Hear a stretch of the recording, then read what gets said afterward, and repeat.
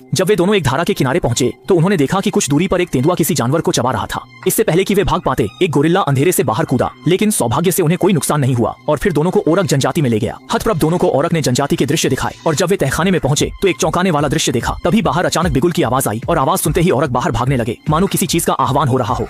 जब वे बाहर निकले तो करियांगे ने देखा कि वह वास्तव में संग ब्याओ था, जो शूरनों का नेता था। शूरनमैन ने बेगोंग शुशी होकर संग ब्याओ का स्वागत किया। अगर कोई आदेश का उल्लंघन करता तो संग ब्याओ नियंत्रक दबाता और शरीर में लगे उपकरण से विद्युत प्रवाह छोड़ता, जिससे शूरनमैन को तुरंत सजा मिलती। इसी कारण अवज्ञाकारी जिन चेनबाओ को पछताना पड़ा। इस समय शीगो को सच्चाई का पता चला तो उसने दर्द सहते हुए अपने शरीर से उपकरण निकाल फेंका और बुलुओं में आकर चिंतित हो गया। सभी साथी फांजी की तैयारी करने लगे।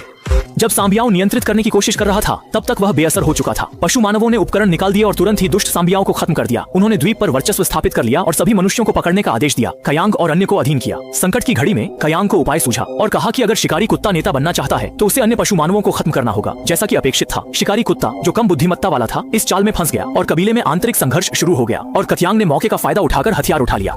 बचे हुए सभी शूरनमैन को भोजन लेने भेजा गया। अंत में छांगे लकड़ी की बेड़ा पर सवार होकर इस विवादित स्थान से भाग निकले। इस प्रकार संकट समाप्त हुआ।